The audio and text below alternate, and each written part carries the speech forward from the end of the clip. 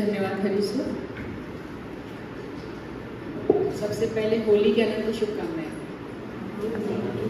बहुत प्यारा सा शुभ दिन है कि आज होलिका जलने वाली है और आज ही हम एक दूसरे के साथ। होलिका क्या है, ये क्यों जलाते हैं पता है आप लोगों को? सबको अलग अलग थोड़ा क्षेत्र वाइज पता होगा, लेकिन मोटे तौर पे अगर अपन बात करें तो क्या है, किस चीज का पर्याय है?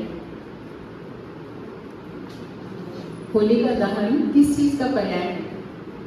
बच्चे बताएंगे पीछे से कि होली का दिन है आज। बताइए। बुराई में अच्छाई की जीत। बहुत बढ़िया। और ये कलर क्यों खेलते हैं? कलर क्यों खेलते हैं? कलर रंगे बिरंगे ये सब क्यों?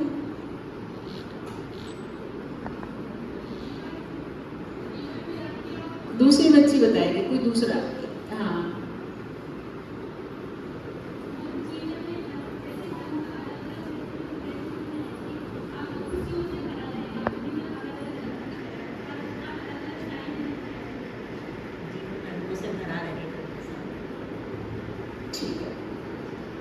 एटलीस्ट आप अपने स्थान से दोगे। देखो आज का ना विषय बड़ा अलग सा है, लेकिन अब यहाँ प्रोफेसर्स बैठे हैं, मैं क्या बोलूँ। सारे लोग तो परीक्षा दे के यहाँ तक आए, तो ये एक्चुअली आज का लेक्चर तो विद्यार्थियों के लिए विशेष तौर पर उन्हीं के लिए सोचा गया था। और लेकिन ठीक है, I am trying to do something which may be in balance. देखिए, जिंदगी एक परीक्षा है। ये परीक्षा मेरे लिए, आपके लिए, हम सबके लिए।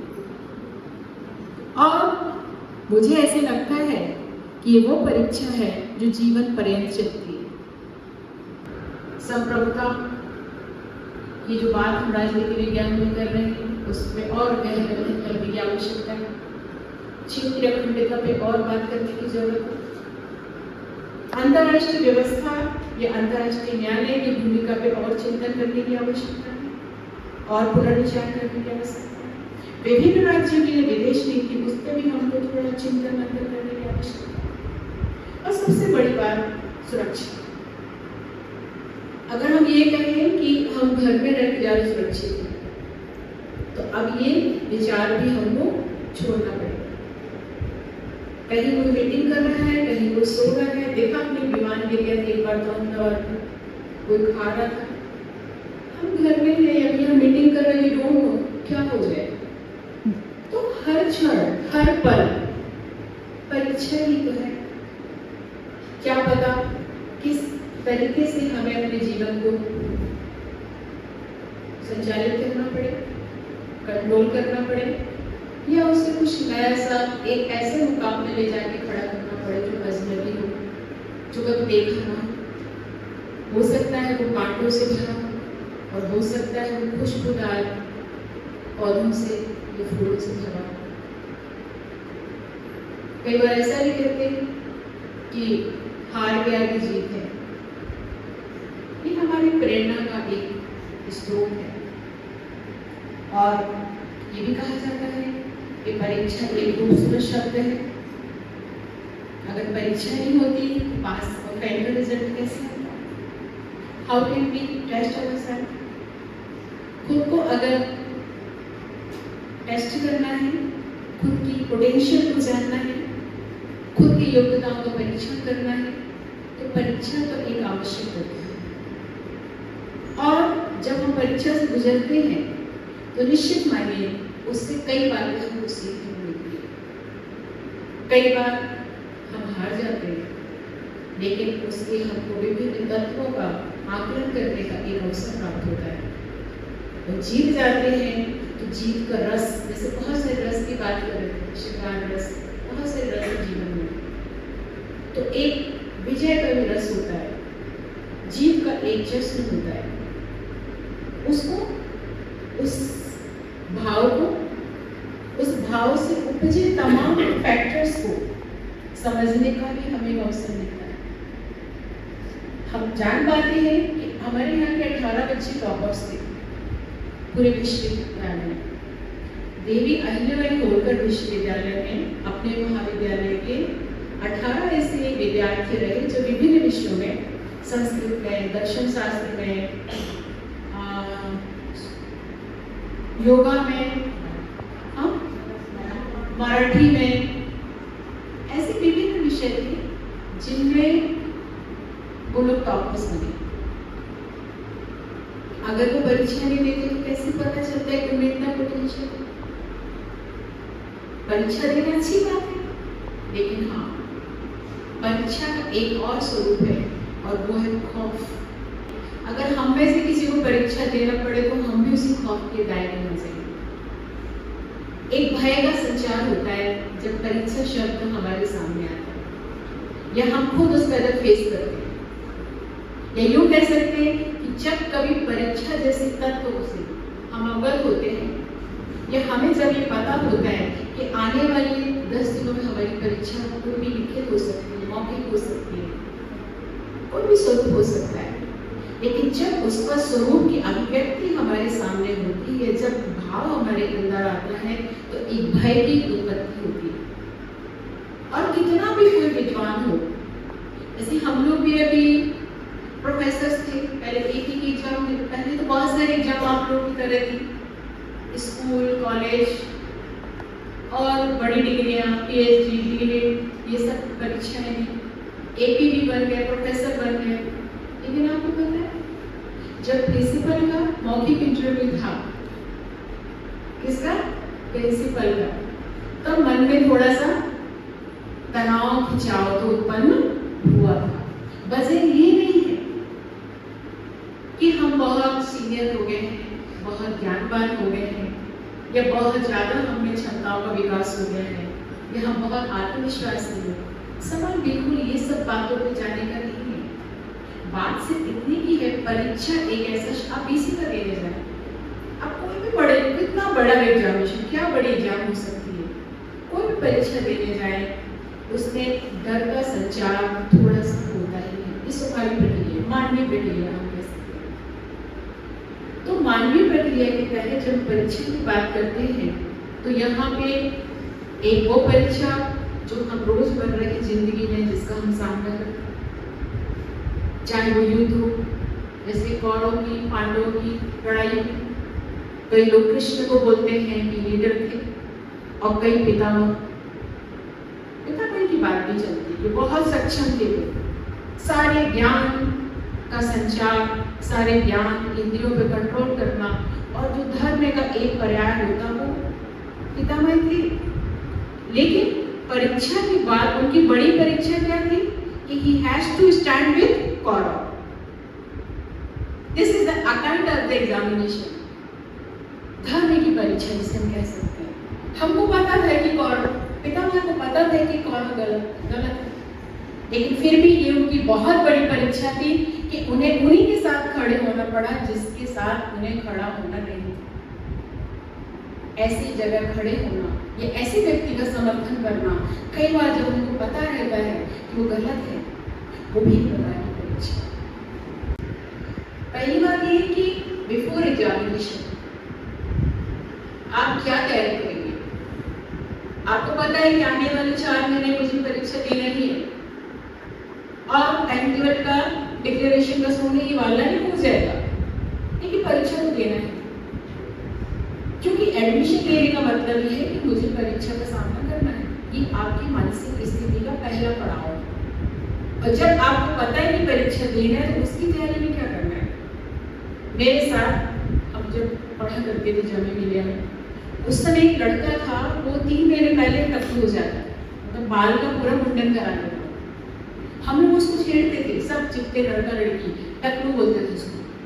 एक दिन किसी ने पूछ लिया उससे कि भाई तुम क्यों जाते हैं परीक्षा के पहले टकलू? बोले इससे मैं एकाग्र होता हूँ, जब मैं टकलू रहता तो कहीं जाता नहीं, मेरा जो सोशल कॉन्टेक्ट से कम हो जाते, मैं अपने आप को बचाता हूँ और पूरा ध्यान में काम, मैं अपने आप को बोलना शुरू कर देता हूँ कि अब परीक्षा पास है। और ठीक 3 महीने अगर वो टकलू और हम समझ लो कि परीक्षा के 3 महीने बाकी हैं, उसका अपना तरीका है। आपका कोई और तरीका हो सकता है। आप अपना तरीका खुद इन्वेंट करें। तो 3 महीने पहले, 4 महीने पहले, 2 महीने पहले, ये चाहे आपके रेगुलर एग्जामिनेशंस हो चाहे कॉम्पिटिटिव एग्जामिनेशंस हो, नेट हो, सेलेक्ट हो, PSC, UPSC, whatever you are going to do, doesn't matter. तो आप अपनी परीक्षा की पहले क्या तैयारी करते हैं? नंबर 1, अपना कोई सिंबल बनाएं, अपना कोई एक संकेत बनाएं कि now I am ready to give my examination, जैसा मैंने गंजा होने का बताया। सेकंड थिंग, आप सुनिश्चित कर लें कि आपका स्टडी मटेरियल है, जो आपकी किताबें हैं, सिलेबस है, उसको आप हाथ से लिखिएगा।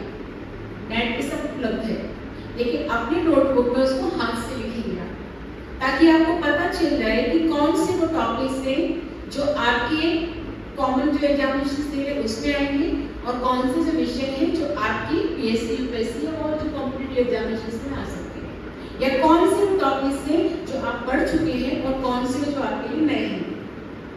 तो आपको अपनी नोटबुक में हाथ से लिखना चाहिए, भले आपके पास प्रिंटर है, नेट है, मोबाइल है, सब कुछ है, लेकिन हमको अपना सिलेबस हाथ से लिख के कहीं जहां भी आप पढ़ते हैं वो एक स्थान पे टांग देना चाहिए, चिपका देना, ये फाइल बना। अब अगला स्टेप क्या होगा? आप अपने पढ़ने की कोई अलग कर सकते हैं दिस वर्ड फॉर यू, कि अपना कोई स्थान सुनिश्चित करें, कहाँ बैठ के पढ़ेंगे, कौन सा स्पेस होगा वो। कई बार ऐसे भी मैंने बच्चों को देखा है जिनके घर में एक ही कमरा है, और कहाँ से टेबल कुर्सी लाएंगे, नहीं उनके पास।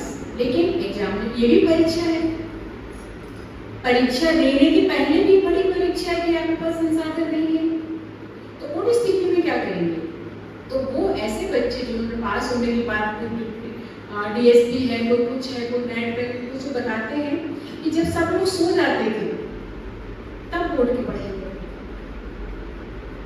एक कमरे में सब लोग सो जाते, तो वो अपना शेड्यूल ऐसे बनाता था कि दिन में वो सोता था, वो एक जगह बना ली उसने, और रात को वो जाग जाता था और अपने 5 से 6 घंटे का जो भी इसका शेड्यूल था उसको पूरा करता था। It's up to you, how can you manage your place or your time? अब आपने स्थान जो भी आपका था उसके अकॉर्डिंगली आपने तय किया, आपने डिस्कोर्स तैयार कर लिए कि आपकी कौन से। कोशिश करिएगा, एक मैंने सुना है कि बहुत बच्चे बहुत बार परीक्षाएं देते, कॉम्पिटिटिव खास करके 5 बार 6 बार, और वो फेल हो जाते हैं। एक स्टेप पास भी हो जाते, सेकंड में आके वो फेल हो जाते हैं। क्यों होते हैं? वजह इसलिए कि जब आप पहली परीक्षा देते हैं ना, प्री, उसमें 2 पेपर्स होते हैं, छोटा सा कोर्स रहता है, और जो मेंस रहती है वो ज़्यादा पेपर्स रहते, 7 रहते, 9 रहते, और टाइम 3 महीने का रहता है, प्री से लेके मेंस के बीच में। तो आपके पास इतना टाइम भी नहीं होता कि आप तैयारी कर सकें। आप यहाँ पास हो गए, लेकिन कोई फर्क नहीं पड़ता। ये तो ये हुआ कि चीटी आधी दूर तक ये फिर लुढ़क के नीचे है, फिर उसको नीचे से ऊपर तक जाना है, आधे दूर तक जाना उसका कोई मैटर नहीं करता है। अगेन आपको प्री देना होगा, सीसी में अच्छे नंबर आए तो क्या हुआ, लेकिन मेंस तो देना है। तो ऐसे करके जब आपने देखा कि मैं क्या कर सकता हूँ, तो एक सजेशन है बच्चों आप लोगों के लिए कि आप हमेशा whatever you are going to prepare, more than 3 resources होना चाहिए। कुछ भी हो जाए, आप ये पढ़ के मत खुश हो जाइए कि मैंने तो एमपी का कोई बड़ा सा एक मोटा सा आपने कोई किताब या कोई सीरीज पुणेकर वालों, सॉरी, किसी भी एजेंसी का, किसी भी प्रकाशक का, कोई भी आपने कोई किताब इतनी मोटी ले ली, आपने पढ़ ली और आप खुश हो गए कि मैंने कर लिया। ये आपकी गलत करनी है। एक सोर्स से अगर आपने पढ़ा है तो बहुत मुश्किल आपका पढ़ना, आपने अपना और अपने वालों का टाइम बर्बाद किया। तो मोर देन 3 सोर्सेज होना चाहिए। 3 किताबों से पढ़िए। एक आपका टेक्स्ट बुक हो सकता है, एक आपके प्रोफेसर जो पढ़ाते हैं उनका ज्ञान तो आप जानते हैं समस्त प्रकार की किताबों से बढ़ के होता है, तो एक उनके द्वारा पढ़ाए गए लिखाए गए कोर्स हो सकते हैं, एक आप नेट से ले सकते हैं, या एक अपने को दोस्त आपके जो हो, आप 3, 4, 5 फ्रेंड्स का ग्रुप बना लें, एक राइटर का आप ले लें, एक का आप ले लें, एक का आप ले लें, 5 लोग हो जाएंगे, 4 लोग हो जाएंगे, 3 तो होना चाहिए कम से कम, और एक्सचेंज करके किताब पढ़ें।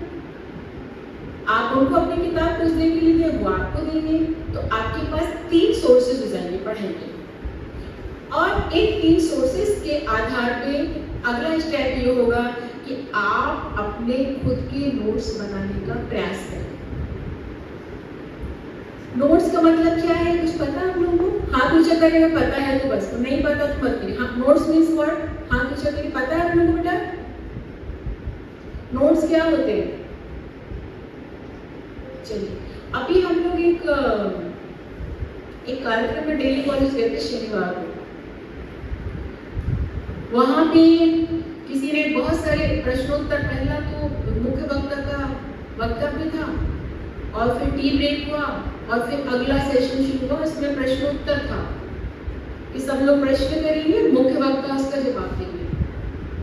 एक किन्हीं प्राध्यापकों ने एक प्रश्न किया कि विद्यार्थी दिनों दिन घटते जा रहे, तो उनका ये जवाब था, सोचिए क्या जवाब हो सकता है? उनका यही जवाब था कि शायद हम विद्यार्थी को वो नहीं दे पा रहे जिसकी वो उम्मीद करके क्लास में आते। नहीं तो उनका ऐसा कहना था, नहीं तो विद्यार्थी आपकी क्लास में तो क्या, बाजू वाला विद्यार्थी भी आपकी क्लास में आके बैठेगा। लेकिन हमको रस पैदा करना पड़ेगा, ये उनकी शब्द है।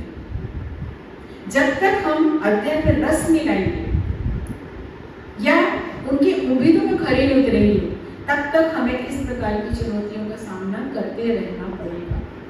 और एक और बात हो, कुछ भी एआई आ जाए, कुछ भी आ जाए, कितना उच्चतम श्रेणी का कोई भी परिष्कृत या बहुत किसी भी मतलब प्रकार का आपको तकनीकी विकास क्यों ना देखने को मिले, लेकिन एक प्रोफेसर से बढ़ के, उसके ज्ञान से बढ़ के कोई बड़ी तकनीकी नहीं हो सकती।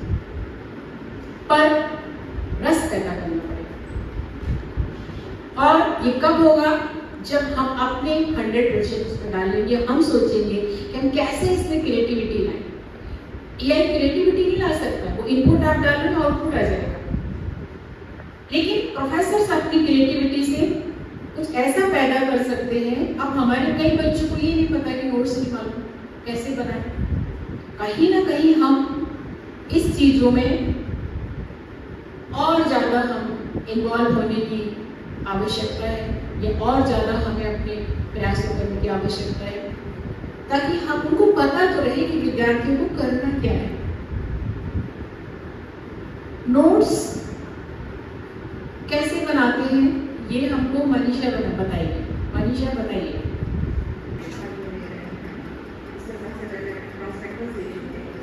उसके हिसाब से जो टॉपिक हम ले रहे हैं उसको हम अपने बुक वगैरह भी देखेंगे और भी कहीं देखेंगे, उस हिसाब से हम अपने नोट्स तैयार करेंगे। लिखेंगे ज़रूर, सबसे पहली बात आती है, लेकिन आजकल के बच्चे लिखना बिल्कुल भूल गए हैं। सब कहीं इंटरनेट से देख लेते हैं, कहीं से देख लेते हैं, फोटो कॉपी करा लेते हैं। तो नोट्स बनाने के से सबसे महत्वपूर्ण बात आती है कि आपकी स्पीड भी बढ़ती है।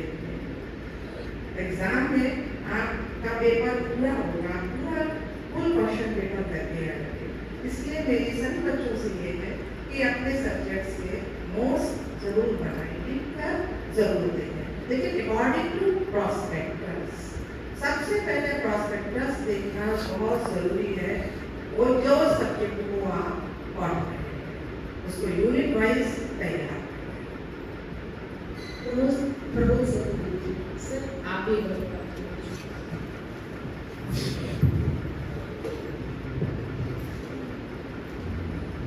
Thank you. दरअसल क्या है कि हमारी सिलेबस की अंडरस्टैंडिंग बहुत कमजोर होती है। नोट्स बनाने से पहले सभी स्टूडेंट्स को ये करना चाहिए कि वो प्रोफेसर से इस बात की चर्चा करें कि जो भी वो कुछ पढ़ रहा है तो क्यों पढ़ रहा है।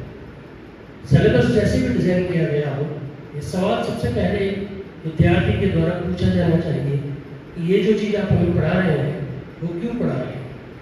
जब आपकी अंडरस्टैंडिंग प्रॉपर हो जाए, आपकी समझ मुकम्मल हो जाए कि ये चीज़ मैं इसलिए पढ़ रहा हूँ, तो वहाँ से आपकी क्रिएटिविटी और थिंकिंग शुरू होती है। आपको 4-5 किताबों को कंसल्ट करना चाहिए। ChatGPT, जेमिनी और तमाम तरह के जो आर्टिफिशियल इंटेलिजेंस के टूल्स हैं, उससे आप रिसर्च बहुत आराम से कर सकते हैं। लेकिन ये तयशुदा बात है कि वो रिसर्च आपको समझ में ही नहीं आएगी अगर आपने उसके बेसिक्स को नहीं समझा है। तो सबसे पहले आपको बेसिक्स को समझना है, आपको बुक्स कंसल्ट करना है, इंटरनेट को भी कंसल्ट करना है। जब आपकी तमाम चीज़ें, सारे मटेरियल आपके पास उपलब्ध हो जाए, उसके बाद आपको चिंतन मनन की प्रक्रिया शुरू करनी है। Unless you contemplate on the subject which you are studying, your study is always going to be half-hearted effort. अगर उसको आपको पूर्ण करना है, सचमुच में अच्छा बनाना है, तो आपको अपने आप को चिंतन की प्रक्रिया से जोड़ना पड़ेगा। आप कोई भी विषय पढ़ रहे हैं, आप विज्ञान पढ़ रहे हैं, वाणिज्य पढ़ रहे हैं, कला पढ़ रहे हैं, सामाजिक विज्ञान पढ़ रहे हैं, जब तक आप उसके अंदर अपने मौलिक विचार नहीं लेकर आएंगे, जब तक आप उस विषय के साथ कोई जद्दोजहद नहीं करेंगे, एक संघर्ष नहीं करेंगे, तब तक आपकी समझ मुकम्मल या पूर्ण होने वाली नहीं है। इसलिए नोट्स बनाने से पहले सबसे पहले सिलेबस को समझें, प्रोफेसर से डिस्कस करें, जो बुक्स अवेलेबल है उनको पढ़ने की कोशिश करें, अपनी ओरिजिनल थिंकिंग डेवलप करने की कोशिश करें, और उसके बाद फिर आपको बहुत ज़्यादा कोशिश नहीं करनी पड़ेगी। मेरे ख्याल से नोट अपने आप ही बन जाएगी। Thank you. देखो, हमें क्या करना है ना, जैसे सर ने बताया, मैडम लोगों ने बताया, अब रिवीजन के लिए क्या करना पड़ेगा? एक बार हमने 3 किताबों को या 3 रिसोर्सेज को, 3 संसाधन, 3 जगह से हमने सपोज हमने 1857 की क्रांति पढ़ना है, ठीक? अपन को क्या पढ़ना है? 1857 की क्रांति पढ़ना है। सीधी सी बात, अपन बच्चे, अपन को ज़्यादा समझ नहीं है। अब 1857 की क्रांति मैंने जब एक किताब में पढ़ा तो उसमें लिखा था कि बंग भंग 1905 में हुआ था। फिर मैंने तीसरी किताब पढ़ी, उसमें लिखा था कि 1905 में नहीं, वो तो 1906 में शुरू हुआ था। अब बड़ा कंफ्यूजन पैदा हो गया कि 5 को मानूं कि 6 को मानूं। और प्री में तो ये आजकल अपनी नई शिक्षा नीति में क्या हो रहा है, राष्ट्रीय शिक्षा नीति में, कि ऑब्जेक्टिव्स भी आ रहे हैं। अगर मैंने 5 लगा दी और 6 हुआ तो गड़बड़, और 6 लगा दी 5 हुआ तो गड़बड़। तो अपना क्या होता है, दिमाग थोड़ा सा कंफ्यूजन में आ जाता है। या हमने बंग भंग आंदोलन के अलावा हमने देखा कि ये लॉर्ड कर्जन कौन थे, या उनका सन पूछ लिया, या उनने ये पूछ लिया हमने कि चलो कि क्लोरोफ्लोरो क्या है, क्लोरोफ्लोरो का क्या मैग्नीशियस संबंध है तो कितना, आर बोथ थिंग सेम और डिफरेंट। तो हम कंफ्यूजन में हो जाएंगे। तो हम क्या करेंगे, एक ने क्या बोला, कौन सा सन बोला, एक ने 1905 और दूसरे ने 1906। तो हम तीसरी किताब को देखेंगे। अगर तीसरी किताब में 1905 लिखा है तो मतलब 2 लोगों ने 1905 कहा और एक ने 1906 कहा, तो हम किसको मानेंगे, 1905 को। ठीक, तो हमने 3 किताबों को पढ़ा। अब हमने एक प्रकार का हम शोध करते जा रहे हैं, हम समझते जा रहे हैं फैक्ट्स को। हमें एक किताब में 5 पॉइंट्स मिले कि भारतीय संविधान की हमको कितनी विशेषताएं मिली, 15। एक में हमको 14 मिली, एक में हमको 18 मिल गई। तो हम क्या करेंगे, अब परीक्षा के time it is not possible कि फिर से पढ़ें, तो हम क्या करें, उनको लिख लेंगे कि भारतीय संविधान की कौन कौन सी विशेषताएं। तो किताब नंबर 1, 2, 3, या तो हम एक किताब को अपना मॉडल किताब बना लेंगे कि उसी में सारे पॉइंट्स बच्चे के लिख लेंगे, 14 जिसमें है ना तो 4 कहीं और के लेके लिख लेंगे। या फिर हम एक कागज लेंगे कोरा, जैसे कि मैडम लोग कह रहे हैं कि हमें 3 घंटे तो लिखना ही पड़ता है, तो क्यों ना उसकी प्रैक्टिस अभी से की जाए, नहीं तो हाथ छिल जाते, हाथ दुख जाते, जितना आ रहा उतना लिख नहीं पाते। तो बेहतर क्या है, कोशिश करें प्रैक्टिस करने की। तो अब हमने एक नोट बनाया, उसमें क्या करेंगे, 1, 2, 3 पूरे 18, हो सकता है किसी ने रिपीट किया हो किसी किताब ने, वो 18 बोल रहा, उसमें संप्रभुता और क्षेत्रीय अखंडता को अलग अलग कर दिया, जबकि दोनों एक ही बात है। या और कोई ऐसी बात उसने भावनात्मक भी लिख दिया, कहीं इमोशनल भी लिख दिया, तो वो दोनों हो सकता है। या कोई तीसरी कोई और नई बात कोई राइटर लिखता है, क्योंकि राइटर अपने जैसे तो होते हैं, कोई राइटर आसमान से तो आते नहीं, आपके जैसे हमारे जैसे। तो कोई थोड़ा प्लस लिखता है, कोई माइनस लिखता है, किसी की कठिन होगी। कोई थोड़ा ज़्यादा तथ्य का समावेशन कर लेता है, कोई कई बार नहीं कर पाता है। ठीक है, तो अब हमें क्या करना है कि जो हमें तीनों किताब, या हमारी मैडम ने जो क्लास में बताया है वो पॉइंट्स, किताब में देखा वो पॉइंट्स, नेट पे कहीं सर्च किया वो पॉइंट, या किसी रिसर्च मैगजीन में पढ़ा, अखबारों में पढ़ा, जो भी पॉइंट्स हमको मिलते बेटे उन सब पॉइंट्स को हम एक जगह लिख लेते हैं और उसको कहते हैं नोट्स। साधारण सी भाषा कि सारी चीजों का निचोड़ हमने, अब उसका फायदा क्या है, एक तो हमने लिखने की आदत बना ली अपनी, दूसरा फायदा क्या है, जब हम परीक्षा के दौरान रिवाइज करेंगे तो हमको 3 किताबों के पीछे नहीं भागना पड़ेगा, एक ही जगह हमको सारा मटेरियल मिल जाएगा। भारतीय संविधान की विशेषता हमको 3-4 पेज में पॉइंट्स में एक ही जगह मिल जाएगी। हमको कोई आर्टिकल देखना एक जगह मिल जाएगा, हमको क्लोरोफ्लोरो के बारे में जानना एक जगह मिल जाएगा, हमको फैन का मैगजीन इसका क्या मशीनरी जानना एक जगह मिल जाएगा, किसने क्या बोला, ये युद्ध जो हो रहा है किसने क्या बोला नोट डाउन करते जाओ अभी से आप लोग, कौन कौन सी मशीनरी यूज हो रही है एक जगह नोट करते जाओ, ये नोट्स है हमारे।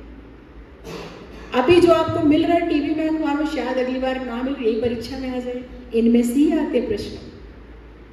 आपने क्या करना उसको एक डायरी में, एक कागज में, या जैसा भी आपकी सुविधा हो उसमें आप नोट करते जाएं। तो जो नोट करते हैं वो नोट्स है। पॉइंट क्लियर है? बहुत सरल भाषा में समस्त प्रकार का जो भी संसाधन आपके पास है उसको किसी एक जगह सिर्फ नोट नहीं करना। आपने लिख लिया कि रेगुलेटिंग एक्ट, फिर आपने लिख लिया बंग भंग, फिर आपने लिख लिया 1857 की क्रांति, फिर आपने लिख लिया, फिर आपको याद आया कि अरे नहीं ये तो प्रथम विश्व युद्ध था, फिर आपने लिख लिया अरे अभी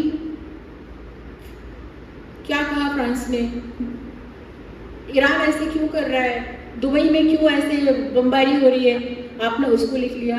तो आपने इसे फॉर एग्जाम्पल सरल भाषा में मैंने बोला ये क्या है, ये सिर, अपन बच्चों को पढ़ाते हैं शुरू में, ये क्या है हेड, फिर अपन ने पढ़ाया नी, फुट, फिर अपन को फिंगर याद आ गया, फिर अपन ने ईयर बता दिया। तो क्या पॉसिबल है याद होना? Very difficult. तो बेहतर क्या है, हम टॉप टू बॉटम जाएंगे या बॉटम टू टॉप आएंगे। नोट्स कैसे बनेंगे बच्चों? जो रिमेंबर हो जाए।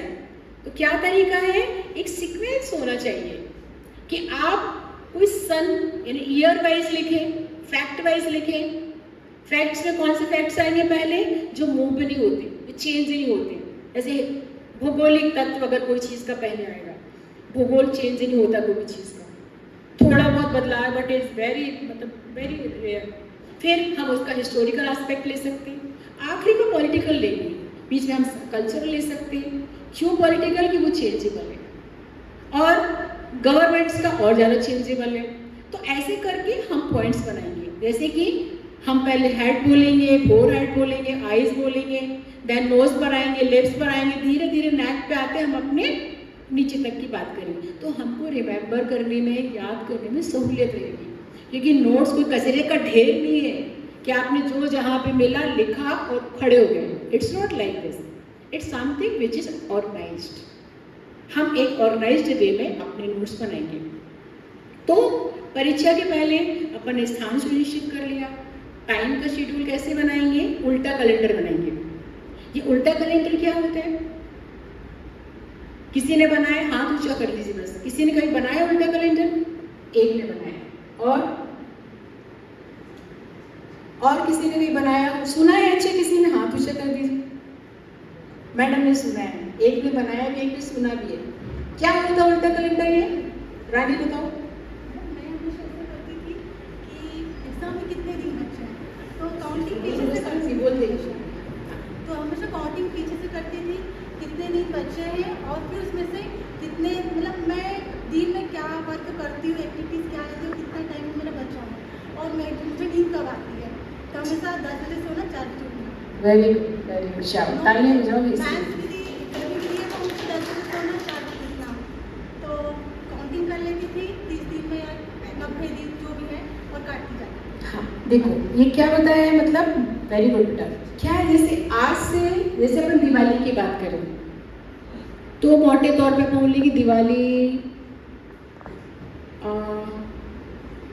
200 दिन बाद है, 100 दिन मान लेते हैं। जब कल हम मिलेंगे या अगले महीने जब हम मिलेंगे तो उसमें क्या होगा, 30 घट जाएगा। या अपनी बहन की शादी मई में होने वाली, 1 मई 2 मई को होने वाली है, तो आज से कितने दिन बाद होने वाली है, जोड़ो जल्दी से। 2 मई को होने वाली शादी, तो आज से कितने दिन बाद होने वाली है? दिन कितने दिन हुए? हम दिन की बात करेंगे, घंटे की नहीं। कितने दिन हुए? 60। ठीक।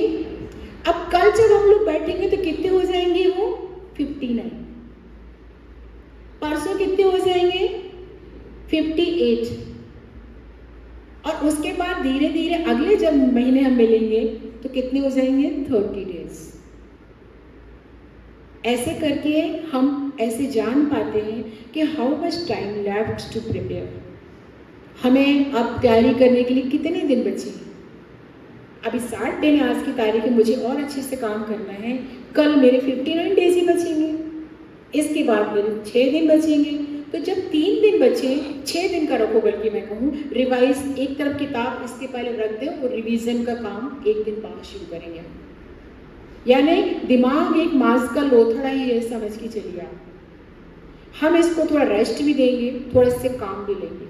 जैसे कई बार हमारा दिमाग उलझ जाता है, टेंशन में आ जाता है, परेशान हो जाता है, तो हम फिर उसको क्या करेंगे? और कुछ नया डालेंगे तो और उलझ जाएंगे। नहीं, हैंग हो जाता है कंप्यूटर में, बहुत सारे अगर उसमें प्रोग्रामिंग करो तो हैंग हो जाता है, तो उसको रेस्ट करने देना चाहिए। एक बार परीक्षा की बात नहीं, लेकिन मैं हैंग करने की बात बता रही। एक अभी इसी दिवाली में आपको याद होगा, रिमझिम बारिश भी हो रही थी, दिवाली के कुछ दिन पहले तक बारिश और ये सब। तो हमारे यहाँ पे दिवाली का पूरा फैलान था, पूरा आगे से पीछे तक, गवर्नमेंट हाउस से कुछ आगे फैला, कुछ पीछे फैला, क्योंकि हमारे काम वाले 8 लोग, जिसका जो मन आया किचन का सामान वहाँ तक फैला दिया, बेडरूम का वहाँ तक फैला दिया, मतलब पूरा घर है यहाँ से वहाँ तक। मैं तो कॉलेज आ जाती थी, करने वाले करते। अब घर की स्थिति ऐसी बनी कि मेरे हस्बैंड को बाहर जाना था, दिल्ली में उन्हें कुछ काम था, तो मेरा नैतिक दायित्व था कि मैं छुट्टी लूँ। तो मैंने 2 दिन की छुट्टी ली। छुट्टी लेके मैंने कहा घर जाती और आराम से मैंने आज काम करेंगे, ये काम निकल रही, घर पे बने रहना ही बड़ी बात है, कोई घर का एक व्यक्ति तो होना चाहिए। तो मैंने छुट्टी ली पुताई के लिए और पुताई वाले नहीं आए। अब मैं क्या करूं? पूरा घर फैला, कुछ ही नहीं किया मैंने। सोचो क्या किया होगा? नहीं बताओगे क्या किया होगा?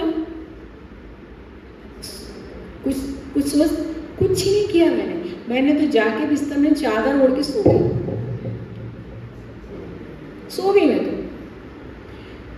सो गई, कुछ ही नहीं करा मैंने कहा जिसको जो ले जाना होगा वो वैसे भी ले जाएगा, और अब जिसको जो ले जाना ले जाए, जो बचेगा वो मेरा, और नहीं बचेगा तो आपको टेंशन की बात नहीं, क्योंकि मैं इतना सामान अंदर रख नहीं सकती और मेरे से कुछ होगा नहीं, घर में कोई है नहीं, ये सर्वेंट्स वाले हैं, पुताई वाले आए नहीं। तो मैंने अपने दिमाग को रोक के कुछ ही नहीं करा, जाके मैं तो सो गई चादर के। 1-2 घंटे तक अच्छा सो लिया, फिर उठी, गार्डन में गई, झूले में बैठी, मोर को नाचते देखा, तो पानी थोड़ा थोड़ा गिर रहा था, फिर टेंशन हुआ, हमने तो मोर पे फोकस किया, एक कहानी लिख डाली, दूसरी लिख डाली, पानी अपने आप बंद हो गया, अपने आप सब चीज़ें सुलझ गई, पता नहीं वो लोग कहाँ से तिरपाल लाए, उन्हें बिछा दी, डाल दी सामान पे, सब सॉल्व हो गया। दिमाग कूल रखा, हैंग होने से बचाया, शरीर तो अपना है, मांस का लोथड़ा तो अपना है। उस कश्मोकश में 2 कहानियाँ लिख गई, मोर पर वार्ता और रिटायरमेंट के बाद। जब भी कभी जिंदगी में ऐसा लगे कि अब परिस्थितियां अपने पहुंच से बाहर है, तब खुद को एकदम क्या करो, रिलैक्स छोड़ दो। वो 3 इडियट्स है ना, उसका एक गाना है ना, कौन सा, जब लाइफ हो आउट ऑफ कंट्रोल, बोलो बोलो, फिर क्या है उसके आगे, ऑल इज ठीक। तो ठीक है ना, परीक्षा के एक हफ्ते पहले अपने आप को बिल्कुल रिलैक्स करो, सब चीजें छोड़ के अच्छे से खाओ पियो, मस्त रहो, जो दिल करे खाओ, खूब सो, एक दिन का ब्रेक सिर्फ, क्योंकि परीक्षा की बात चल रही है। एक दिन के ब्रेक के बाद अब फिर खुद को तैयार करो, एकदम रिफ्रेश हो जाओगे और फिर रिवीजन शुरू करो। आपने जो नोट्स बनाए थे, आपने जो पेपर कटिंग रखी थी, आपने जो कहीं अपने टीचर्स के लिए जो आपने उतारे थे, आपने जो कुछ पढ़ा लिखा है, उन सबको अब रिवाइज करके परफॉर्मेंस का वक्त है।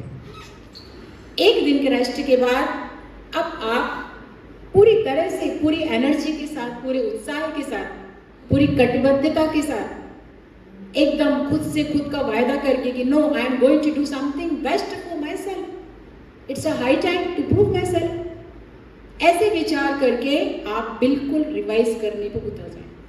तो एक पार्ट हमारा मोटे तौर पे खत्म हुआ। दूसरा पार्ट है, को 3 दिन पहले की तैयारी, 4 दिन पहले क्या करेंगे, रिवाइज करेंगे, और पेन, पेंसिल, कंपास, जो चीज़ आप, पानी की बोतल, घड़ी होना चाहिए आपके पास, नहीं है तो आप अरेंज करें जैसे भी, उसका टाइम मैनेजमेंट के काम आता है। और अब पानी का बोतल आवश्यक है, साथ में आपके हर तरीके का जो भी ब्लू पेन चाहिए आपको, ये लाइन खींचने की रेड चाहिए, whatever you are going to perform, वो पूरी तैयारी करके रखें। ऐसा नहीं कि एंड मौके पर टेंशन हो कि अरे मेरे पास तो पेन नहीं है, अरे स्केल तो है ही नहीं, मैं क्या करूं। तो मैंने देखा है विद्यार्थी कई बार एक दूसरे की तरफ देख के स्केल सोचते, को दे दे, कोई रबर दे दे, कोई पेंसिल दे दे। अरे भाई, ये सब कर सकते हैं आप, ये कोई बड़ा टास्क नहीं है, लेकिन वो एक रेस्ट वाला जो वक्त था ना एक दिन का, या तो उसमें अरेंज कर लें, या जब आपके थॉट प्रोसेस में आया कि परीक्षा तब कर लें, लेकिन कुछ भी हो एक तैयारी करके रखें। अब परीक्षा हॉल में क्या करेंगे? फर्स्ट ऑफ ऑल, आप 3 घंटे की अगर एग्जाम है तो 2 घंटे की भी होती, 1 घंटे की भी होती, अलग अलग पैटर्न पर डिपेंड करता है। लेकिन जो भी आपका पैटर्न है परीक्षा का, उसमें सबसे पहले कोशिश आपकी ये रहना चाहिए कि परीक्षा के 20 मिनट पहले आप परीक्षा कक्ष में पहुंच जाएं। 15 से 20 मिनट पहले, बल्कि मैं तो वो आधा घंटा पहले सब चीज छोड़ के, और उस दिन सोना अच्छी तरह से है, अपने दिमाग को रेस्ट देना बहुत आवश्यक है, नहीं तो आप ब्लैंक हो जाते। परसों कोई परीक्षा ना, बच्चा भाग रहा था, कौन था मेरे साथ में, बच्चा बोले मैं परीक्षा नहीं दूंगा, वापस आ रहा था वो, हम उसको खींच के लाए, सर प्रपोज करते, कौन था, आप थे। मैंने कहा भाई बेटा तुम रुको, मैडम सुनीता भी थी शायद ना, सुनीता थी, आप भी थे, लड़का कौन था, आप थे। वो भाग रहा था संडे की एग्जाम में, उसने इतना पढ़ लिया था कि परफॉर्मेंस की स्थिति में नहीं था। तो बेटा रात को सोना आवश्यक है, कोई फर्क नहीं पड़ता पास हो कि फेल हो, लेकिन दिमाग को संतुलित रखना बहुत बड़ी जरूरत है। तो आपने क्या किया, रात को प्रॉपर सोए, प्रॉपर नहाना है, भगवान का नाम, जिसको भी आप मानते हैं भगवान का नाम लो, सब कुछ उस पर छोड़ो, जितना परीक्षा की तैयारी करना थी हो चुकी है, अब कोई टेंशन की जरूरत नहीं, रिलैक्स रहना है। कोई ऐसा दोस्त आपके घर में जो आपकी मम्मी या आपके घर में, उनसे बात करो, रिलैक्स रहो, कुछ खा लो, पानी प्रॉपर लाओ, ये छोटी बात है लेकिन बहुत मायने रखता है। हंसो, दिमाग को एकदम हल्का फुल्का रखो, कुछ ऐसी बातें सोचो जो आपको हंसा दे, गुदगुदा दे, खुश रहो एकदम। मोबाइल को तो अपन को छूना नहीं, जैसे कि पहले आपको पता ही होगी बातें। तो अब परीक्षा हॉल में आप आए तो मैंने आपसे क्या कहा है कि कम से कम आधा घंटा, नहीं तो 20 मिनट के टाइम कैसे आके बैठ जाओ। पानी रख दिया, घड़ी, सारा आपके पास मटेरियल है, रिलैक्स। अगर मैडम अनुमति देती है तो पास वालों से बात कर, कुछ हंसी खुशी की बातें करो, परीक्षा की नहीं करना, मौसम की करो, मूवी की करो, जो करना करो, और रिलैक्स रहो। अब दिमाग आपका पूरी तरह से हल्का फुल्का और एकदम खुश है, उसको कहीं कोई लोड नहीं है दिमाग में कि वो ऐसे क्या होगा, जाने दो, जो करना होना तो हो चुका। It's a high time to do something now. अब आपने जैसे प्रश्न पत्र आने के पहले आपको कॉपीज मिलती है, कॉपीज में प्रॉपर रोल नंबर लिखना जरूरी है। समटाइम व्हाट हैपन, आप गलत लिख देते हो, कई बार लिखते ही नहीं है, कई बार ऐसा होता है कि आप कुछ और गलतियां करते हैं। ठीक है, तो सबसे पहले कॉपीज को शांति से, क्योंकि वही तो आपका परीक्षा, वही तो टॉपर बनाएगी। तो आपने जो कॉपी मिली है उसको प्रॉपर, जो भी उसके पॉइंट्स हैं, जो भी उसके फिल इन द ब्लैंक्स करना है, आई मीन जो भरना है इंफॉर्मेशन आपने भर दी। अगला चरण, जैसे आपको प्रश्न पत्र मिलता कूद नहीं पड़ना है, उसमें आप 5 मिनट पहला सिर्फ समझने में दो कि पूछा क्या गया है, प्रश्न की प्रकृति समझिए, प्रश्न का जवाब मत दीजिए। नहीं कहते सुनते नहीं, हम इतने जवाब देने में तो उतर आते हैं। सुनो तो पहले, समझो तो पहले, पढ़ो तो पहले, देखो तो पूछा क्या जा रहा है। कई बार पूछा जाता है कि कौन सी राज्य मिडिल ईस्ट में नहीं है, और आपने है में लगा के आ गए। आपसे पूछा गया 4 राज्य दे दिए, कौन सी इसमें से राजधानी नहीं है, भोपाल दे दिए, रांची दे दिए, बेंगलोर दे दिया, और कौन सी नहीं है। आपने नहीं की बजाय है समझ लिया। या कहीं पूछा कि कौन सी है और आप नहीं में लगा के आ गए। कई बार ऐसे भी होता है, आपने प्रश्न सही नहीं पढ़ा, बहुत हड़बड़ी, आपको 4-5 प्रश्न के उत्तर आ रहे हैं। एक स्थिति यही बनती है, आपने इतना पढ़ लिया है। मैं आपको एक बात बताना भूल गई, अगर मेंस की एग्जाम है तो 20% सिलेबस छोड़ दीजिए, रिवीजन मत करिए, पढ़िए मत, 20% छोड़ दीजिए, बिल्कुल उसमें से कुछ नहीं आएगा। तो क्योंकि आपके पास ऑप्शन है, आप उसमें से कर सकते हैं, ये रिस्क है लेकिन आप ले सकते हैं। नहीं तो कई बार ये स्थिति बहुत ज़्यादा पढ़ने से होती है कि आपको सारे प्रश्नों के उत्तर आ रहे हैं, 10 में से 9 आ रहे हैं सपोज, अब क्या करें, किसका जवाब पहले दें। तो अब इतना दिमाग इतना अच्छा है, इतना प्यारा है कि आपने एक प्रश्न का जवाब लिखना शुरू किया, फिर आपको लगा यार इससे अच्छा तो मैं वो वाला लिख लेता, आपने फिर काटा उसको और फिर दूसरा लिखना शुरू करा। नहीं नहीं नहीं नहीं, पहले वाला ज़्यादा अच्छा कर सकती थी मैं। आपने फिर काटा और फिर आप पहले गए, तो ये टाइम किलिंग है। तो इसीलिए मैंने आपसे क्या कहा कि पहला 5 से 7 मिनट आप इस बात के लिए देंगे कि प्रश्न पूछे क्या गए हैं और मुझे किस प्रश्न का उत्तर देना है। सबके उत्तर तो देना नहीं है, तो मुझे किस प्रश्न का उत्तर देना है वो देखिए। हम अभी उसकी बात नहीं कर रहे, प्रीलिम्स की बात नहीं कर रहे। प्रीलिम्स में सबके देना है, कई जगह माइनस मार्किंग भी होती है, वो एक अलग पैटर्न है। लेकिन अभी चूंकि अपन कॉलेज की पढ़ाई कर रहे हैं, कॉलेज में जा रहे हैं, उसकी मैं थोड़ा ज़्यादा फोकस करके बात करती हूँ। अब आपने तय कर लिया कि मुझे इन प्रश्नों के उत्तर देना है, तो कृपया करके उन्हीं प्रश्नों का उत्तर दीजिए। और एक और बात आपको अपने ध्यान में रखना चाहिए, विश्वविद्यालय की परीक्षा में नहीं रहता है कि आपको पहले का उत्तर पहले ही लिखना है, पहले प्रश्न का, दूसरे का दूसरा। आप चौथे नंबर का प्रश्न का उत्तर भी पहले नंबर पे लिख सकते हैं। तो आपने क्या निश्चित करा, प्राथमिकता, जिस प्रश्न का उत्तर आपको सबसे ज्यादा अच्छे तरीके से आता है आप वो पहले लिखिए, फिर जो थोड़ा कम आता है उसको दूसरे नंबर पे लिखेंगे, फिर तीसरे नंबर पे, चौथे नंबर पे, और अगर 5 के लेना है तो 5वें नंबर। यहाँ पे कई बार बच्चे एक गलती करते हैं, वो 3 अच्छे से जवाब देते हैं 3 प्रश्नों के, और सोचते हैं कि मेरे को इसमें अच्छे मार्क्स मिल जाएंगे। यूपीएससी में, पीएससी में कई बार गलतियां हुई ऐसी। अब अगर 100 नंबर का है और 20 नंबर एक प्रश्न का उत्तर है सपोज एग्जाम्पल के लिए, और आपने 3 बहुत अच्छे लिखे, तो मार्किंग कितने में से होगी? 60 में से। भाई 100 का है, 5 प्रश्न का उत्तर देना है, आपने 3 बहुत अच्छे से लिख दिए, तो 60 में से वैल्यूएशन होगा। बेटा आप कितना भी अच्छा लिखो, हम मार्क्स किस में से देंगे आपको? 60 में से देंगे। अगर हमने आपको 55 पे दे दिए तो भी आप 100 में से 55 तो प्राप्त किए, आपका क्या डिवीजन बनेगा?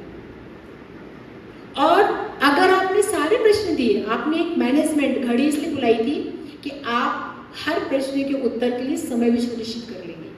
कि मुझे पहले वाले को 5 मिनट ज़्यादा देना है, बाकी सबको ऐसे हमारी 5 उंगली सबको हम दर्द होता ना, सब बराबर हमारे लिए। Same with that questions also, सबके उत्तर बराबर देना है। अब एक और प्रश्न विद्यार्थी पूछते थे जब मैं पढ़ाती थी कि मैडम अगर किसी का उत्तर नहीं आता तो, बड़ा प्रश्न का भाई, किसी का मुझे पता ही नहीं कि क्या लिखना, तो मैं क्या करूँगी, क्या करेंगे बताओ पांडे सर बताइए। अगर विद्यार्थी को 4 ही प्रश्न आ रहे, 5वें को उत्तर ही नहीं पता तो क्या करेगा बेचारा?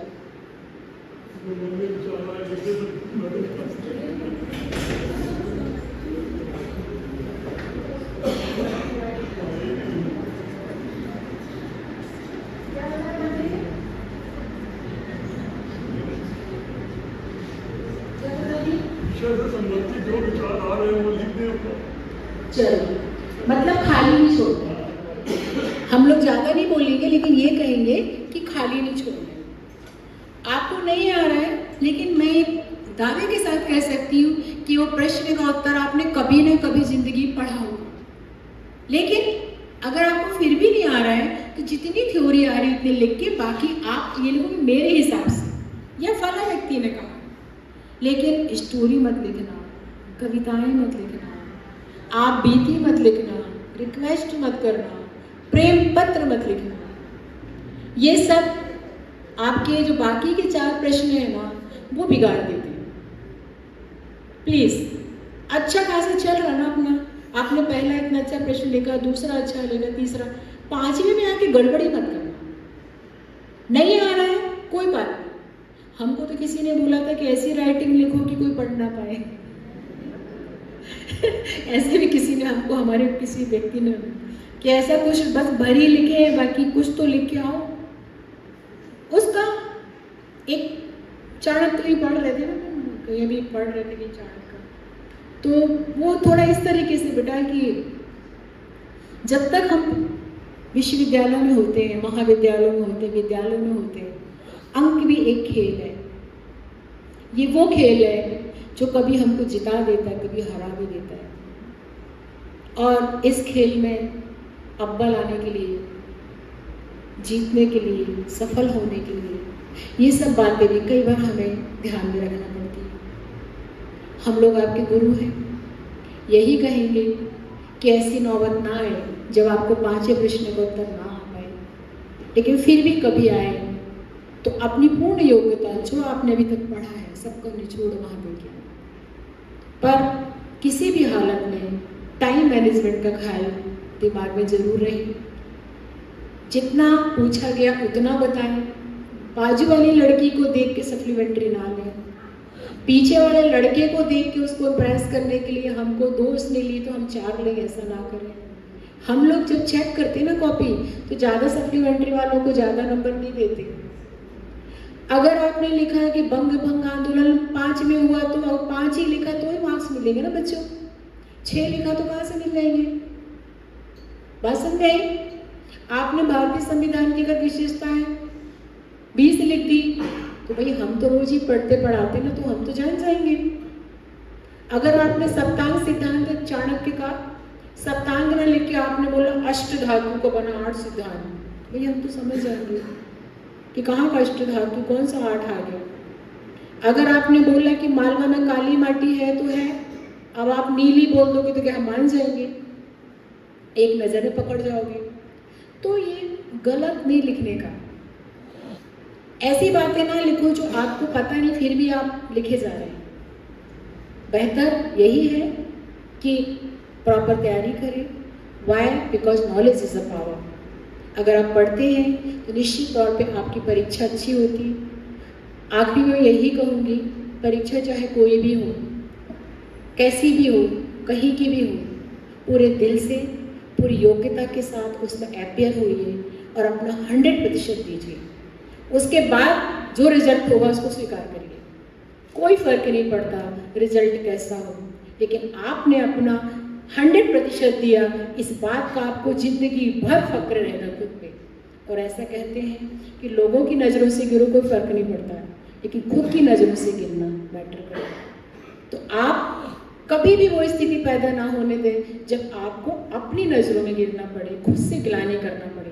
पहली बात तो ऐसी स्थिति आती नहीं है, लेकिन फिर भी आप के लिए मैं यही कहूँगी कि ज़िंदगी की हर परीक्षा में आप लोग सफल हों, पूरा अपना 100% दें और इस समाज के लिए, राष्ट्र के लिए कुछ ऐसा करके दिखाएं जो औरों से अलग हो। मुझे पूरा भरोसा है कि आज का हमारा जितना भी लेक्चर में जो भी बता पाई, ये कहीं ना कहीं ज़िंदगी की बड़े सी राह में कभी न कभी आपके काम आएगा। अनंत शुभकामनाओं के साथ अपने शब्दों को विराम देती हूँ। जय हिंद, जय भारत।